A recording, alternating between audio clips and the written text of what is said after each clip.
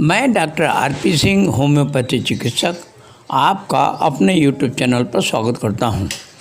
आज आपको एलर्जी रोग के कारण लक्षण व उपचार बताने जा रहा हूं। यदि आपको किसी भी रोग से संबंधित कोई समस्या हो तो मेरा वीडियो देखें। मैंने अब तक लगभग सभी रोगों के लक्षण अनुरूप इलाज वाली वीडियो बना रखी है। यदि आपको परामर्श लेना हो तो मेरे क्लिनिक पर आएँ। एलर्जी के कारण कुछ लोगों को कुछ वस्तुओं से एलर्जी होती है, जिसे संक्षिप्त में बताने जा रहा हूँ। फूल पत्ती छूने या सूंघने से, दूध दही मांस मछली खाने या पीने से, पॉलीथीन या नायलॉन से, धूल की कणों से, दवा से, पालतू जानवरों से, बिल्ली इत्यादि से, चना दाल आदि से, कुछ सब्जियों तथा फलों से, दूषित पर्यावरण से, दूषित जल पीने से, एलर्जी वाले व्यक्ति के संपर्क में आने से, एलर्जी वाले व्यक्ति के स्थान पर बैठने से, दूषित भोजन करने से इत्यादि। लक्षण: वातावरण में तेजी से बढ़ रहे प्रदूषण के स्तर से, वायु विवर के उत्तकों के बढ़ और सूज जाने के कारण एलर्जी, खांसी, सर्दी, जुखाम व आँखों के रोग व त्वचा रोग का होना आम बात है। ऐसी समस्या होने पर होम्योपैथिक पद्धति में इन रोगों का संपूर्ण इलाज है। होम्योपैथिक दवा एलर्जी से पूर्ण बचाव करता है। होम्योपैथी दवा सस्ती व सुरक्षित है।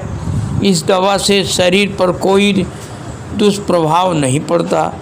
एलर्जी के वजह से काफ़ी लोगों को खांसी की समस्या हो जाती है। यदि खांसी की इलाज में लापरवाही हुई तो गले के टॉन्सिल बढ़ जाते हैं। तब होता यह है कि कुछ भी निगलना कठिन हो जाता है। साथ ही साथ नाक की वायुमार्ग की सतह में टर्बिनेट नामक एक लंबी बनावट होती है, जो नाक में जाने वाली हवा को गर्म और नम बनाती है। अगर यह टर्बिनेट बड़े हो जाते हैं तो ये नाक में जाने वाली हवा में रुकावट बनने लगती है। इस समस्या को आम भाषा में नाक की हड्डी बढ़ना कहते हैं। नाक की हड्डी बढ़ने के प्रकार हैं। नई: नाक के एक तरफ की टर्बिनेट 4 या 6 घंटे तक सूज जाते हैं और इनके ठीक हो जाने पर नाक के दूसरी तरफ के टर्बिनेट सूजने लगते हैं। पुरानी: नाक और हड्डी बढ़ने का क्रमिक प्रकार टर्बिनेट में लंबे समय से इन्फेक्शन या सूजन रहने के कारण होते हैं। टर्बिनेट लगातार बढ़ता रहता है। नाक की हड्डी बढ़ने के लक्षण: नाक बहना, खर्राटे लेना, सूंघने की क्षमता में कमी आना, चेहरे पर हल्का दर्द होना, लंबे समय तक नाक बंद रहना, मुंह से सांस लेने के कारण सोकर उठने पर मुंह का सूखा हुआ होना, माथे पर दबाव मालूम होना, सेप्टल डेविएशन नाक के दोनों छेदों के बीच मौजूद कार्टिलेज, जिसे आम भाषा में नाक की हड्डी कहते हैं, सीधा नहीं होता, जिससे लगता है आप सांस नहीं ले पा रहे हैं। नाक की हड्डी और टर्बिनेट के उत्तक बढ़े या सूज जाते हैं।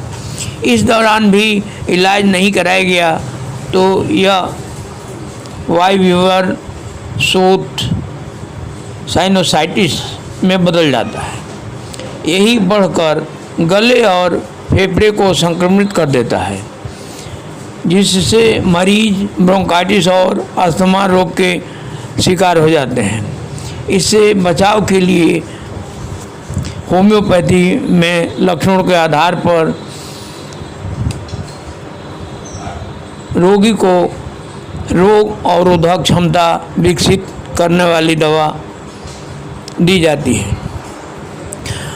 ये दवाइयाँ शुरू में ही खांसी व सर्दी के दौरान शरीर की कोशिकाओं को टूटने से बचा लेती हैं। साइनस इन्फेक्शन, एलर्जी और वातावरण में परिवर्तन से निचले टर्मिनेट सूज व सिकुड़ सकते हैं। जब निचले टर्मिनेट की सूजन ठीक नहीं होती तो जैसे उसे नाक की हड्डी बढ़ना कहा जाता है। कई लोगों के नाक में 3 और कई के नाक में 4 टर्मिनेट होते हैं। ज़्यादातर लोगों के नाक में ऊपरी, मध्यम और निचली टर्मिनेट होते हैं। आमतौर पर निचले और मध्यम टर्मिनेट बढ़ने के कारण टर्मिनेट हाइपरट्रॉफी की समस्या होती है। नाक की हड्डी बढ़ने के कारण नाक में जाने वाली हवा में अवरोध होता है, जिससे सांस लेने में दिक्कत होती है और खर्राटे लेने के लक्षण मिलते हैं। श्लेष्मा झिल्ली पर ऊतक असमान रूप से बढ़ जाते हैं। होम्योपैथिक उपचार: खांसी, सर्दी, जुकाम के लिए नेट्राम्यूर 200 4-4 बूंद दिन में 3 बार, जस्टेसिया 200 4-4 बूंद दिन में 3 बार,